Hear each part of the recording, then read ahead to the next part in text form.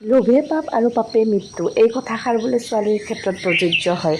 Hello' নমস্কাৰ, মই হীৰামণি আপোনালোক সকলোকে মোৰ অকণমানি ইউটিউব তথা ফেচবুক পেজলৈ স্বাগতম জনাইছোঁ। আশা কৰোঁ সকলো ভালে আছে, কুশলে আছে। মোৰো ঈশ্বৰৰ কৃপাত আৰু আপোনালোকৰ আশীৰ্বাদত ভালে।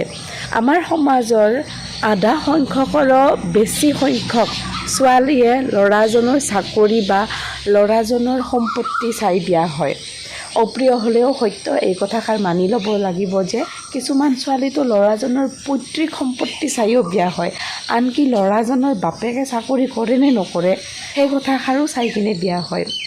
তাৰপিছত যেতিয়া ছোৱালীজনীৰ কিবা এটা কাৰণত হাৰাছমেণ্ট পাই হওক বা ল'ৰাটোৰ পৰা ভালপোৱা সিমানখিনি নাপাই কিনে নিজৰ প্ৰাণবায়ুটো যেতিয়া ওপৰলৈ উৰি গুচি যায়, তেতিয়া সমাজখনে তেওঁৰ মাক দেউতাক বা সেই ছোৱালীজনীক দোষ দিয়ে। কিন্তু আচলতে দোষী কোন তাকে আলোচনা কৰি দুদিনমান আগত এজনী ছোৱালীৰ যেতিয়া প্ৰাণবায়ু উৰি গুচি গৈছিল কিছুমান অত্যাচাৰ সহ্য কৰিব নোৱাৰি, তেতিয়া ছ'চিয়েল মিডিয়াত যেতিয়া এই কথাটো পূৰা ভাইৰেল হৈ পৰিল, তেতিয়া কমেণ্টবিলাক দেখি কিনে মই অলপমান আচৰিত হ'লোঁ। মাকজনীয়ে কান্দি আছে আৰু কমেণ্ট মাৰিছে যে কান্দি লাভ নাই, চাকৰি চাই বিয়া দিছিলিতো, কান্দি থাক এতিয়া। আৰু কিছুমানে কৈছে এই যে মই আগতে ষ্টাৰ্ট কৰিলোঁ ভিডিঅ'টো, লোভে পাপ পাপে মৃত্যু হ'বয়ে, ইমান লোভ ছোৱালীবিলাকৰ। কিন্তু এই ঘটনাসমূহৰ আচল মেইন দায়ী কোন?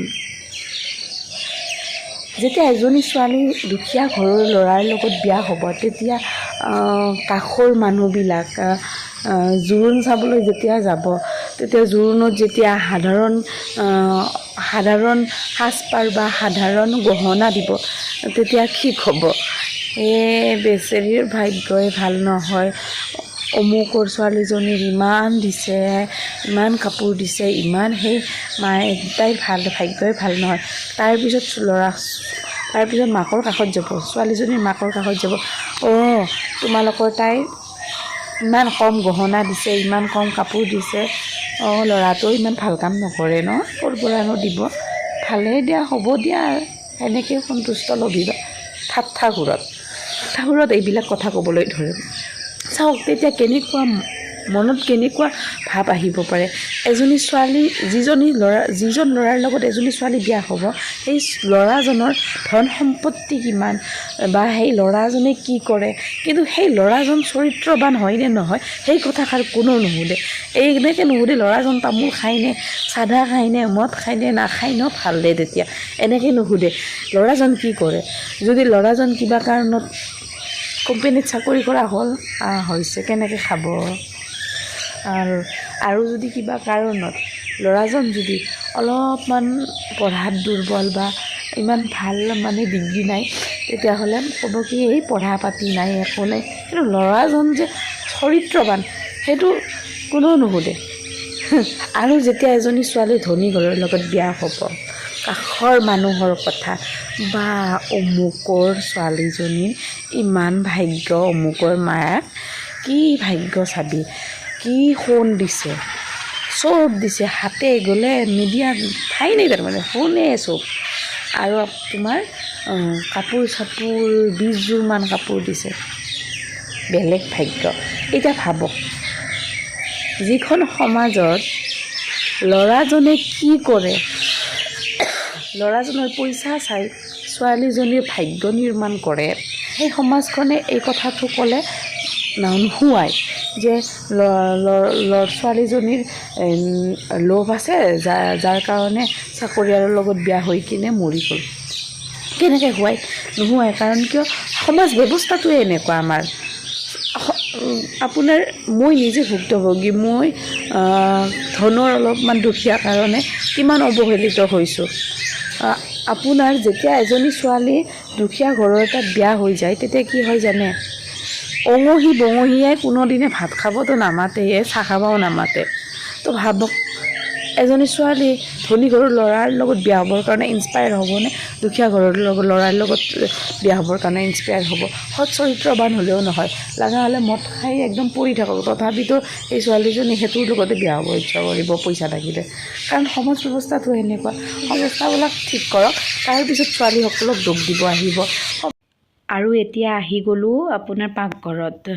আমাৰ এওঁ বোলে কিবা এটা ইউনিক বনাই, দিনে দিনেনো কি দালি আৰু আলু ভাজি খাই থাকিম, কিবা এটা ইউনিক বনাম ৰ'বা, অলপমান মোক সহায় কৰি দিয়াচোন। তাকে শুনি মই মানে হাঁহিছোঁ ঠিকছে। আৰু এইফালে কেমেৰাটো ষ্টাৰ্ট কৰাৰ কাৰণে তেওঁ মানে কৈছে কেমেৰা আৰম্ভ কৰি দিলাই ন। আপোনালোকৰ মতেনো পতি পত্নীৰ সম্পৰ্ক কেনেকুৱা হোৱা উচিত কমেণ্ট কৰি জনাবচোন। মোৰ মতে পতি পত্নীৰ সম্পৰ্ক সদায় বন্ধুৰ নিচিনা হ'ব লাগে। ফ্ৰেণ্ডৰ নিচিনা সম্বন্ধটো হ'লে এজনে আনজনক বুজি পোৱাত সহায় হয়। যেতিয়া এজনৰ দুখ আহে তেতিয়া আনজনে হাতত ধৰি ক'ব পৰা হ'ব লাগে, চিন্তা নকৰিবা, মই আছোঁ তোমাৰ লগত।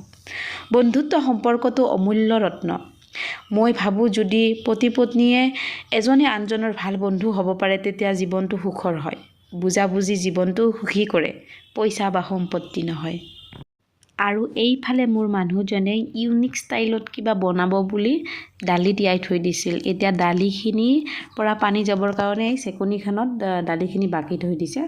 আৰু এইফালে আলু কাটিছে, তাৰপিছত বিলাহীও কাটিছে, পিঁয়াজো কাটিছে। বাকী মই আদা আৰু নহৰুটো মই মানে বাকলিটো গুচাই দিছোঁ। বাকী এতিয়া মেইন কামটো আৰম্ভ হ'ব। আপোনাৰ দালিৰ মানে বৰা বনাব আৰু এই আলুৰ লগত এনেকৈ আঞ্জা বনাব বুলি কৈছে। তাকে চাই থাককচোন, ময়ো চাইহে আছোঁ। নিজে বনাম বুলি কৈছে কিন্তু মোকো কামত খটাই আছে। এইফালে বোলে দালিখিনি এনেকৈ কৰি দিয়া, এইফালে বোলে এই লহুনখিনি দি দিয়া, তাতে আদাও দি দিবা অলপমান। ডিৰেকশ্যন দিয়াত ভাল। ময়ো বাৰু ডিৰেকশ্যন দিয়াত বেয়া নহয় দেই, ময়ো খুব ভাল।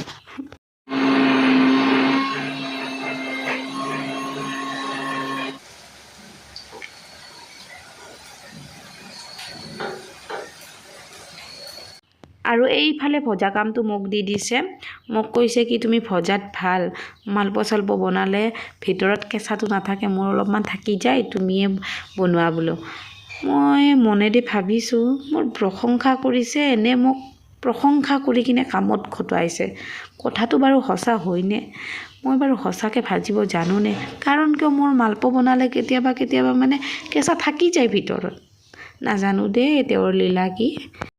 আৰু এইফালে মানুহজনে আলুখিনি ভাজি আছে। আলুখিনি ভজা হোৱাৰ পিছত এই যে বিলাহীখিনি আছিল, আদা নহৰু বিলাহীৰ লগত একেলগে পেষ্ট কৰি কিনে আলুখিনি ভজা হোৱাৰ পিছত তাতে বোলে দি দিব। দি কিনে তাৰপিছত লৰাই অলপমান পানী দিব। তাৰপিছত বৰাখিনি দি দিব আৰু ভাজি থোৱা বৰাখিনি। এয়া মই পেষ্টখিনি বনাই দিলোঁ মিক্সাৰত। মইনো কি বনাম, মিক্সাৰে নিজে বনাই দিছে বাৰু। আৰু এইফালে মইজনীয়ে বাচন কেইটামান আছিল, তাকে বাচনখিনি ধুই লওঁ। কাৰণ ভাত চাত খোৱা হোৱাৰ পিছত বেছি বাচন হ'লে অলপমান মানে মোৰ দিগদাৰ লাগে। বেছি বাচন হ'লে মানে মূৰটো অলপমান গধুৰ লাগে, ইমান বাচন ধুব লাগিব। কিন্তু অলপকৈ বাচন ধুই থাকিলে আৰু চিন্তা নাই। পিছত আৰু ভাত খোৱাৰ পিছত অলপহে বাচনখিনি ধুই আৰু ৰিলেক্স হৈ কিনে শুব পাৰি। আৰু এইফালে আমাৰ মানুহজনৰ আঞ্জাখন হৈ গ'ল, ইউনিক ষ্টাইলৰ আঞ্জা। খাই কিনেহে গম পাম কিমান ইউনিক হৈছে। যিয়ে নহওক মানুহটোৰ আগ্ৰহ দেখি কিনে ভাল লাগিছে। দিনে আলু দালি খাই কিনে যিটো আগ্ৰহ বাঢ়িছে, ভালে লাগিছে বাৰু। এয়া বৰাখিনি দি দিলে, এতিয়া আৰু খোৱাহে কথা। আৰু ফাইনেলি আমাৰ আঞ্জা হৈ গ'ল। এতিয়া ৰাতি বাজিছে 10:30, গতিকে সোনকালে খাই লওঁ। আঞ্জাখিনি চাওকচোন, ইমান ধুনীয়া গোন্ধ এটা আহিছে মছলাৰ, ভাল লাগিছে। খাই কিনে বা কেনেকুৱা লাগে আপোনালোকে জনাবচোন কেনেকুৱা হৈছে। ফাইনেলি এতিয়া আঞ্জা বনোৱা হৈ গ'ল আৰু দুপৰীয়াৰে ভাত আছে। তো সেনেকৈ খাই কিনে শুই থাকিম। মা দেউতা বাচ্ছা নাই যিহেতু ঠাণ্ডা ভাতে চলি যাব না, কি কওঁ? ইমান সময় মই জোৰ জবস্তি কৰি কাষত ৰাখি থৈ দিছিলোঁ। যিয়ে নহওক বনাইছে, কিবা এটা ইউনিক ষ্টাইলত বনাইছে, মানে অকণমান দেখিছে নেকি, তাকে অলপমান সহায় কৰি দিলোঁ। আশা কৰোঁ আপোনালোকে ভিডিঅ'টো চাই ভাল পাব। যদি ভাল পায় প্লিজ চেনেলটো ছাবস্ক্ৰাইব কৰি থৈ দিব। আজিলৈ আহিছোঁ, নমস্কাৰ।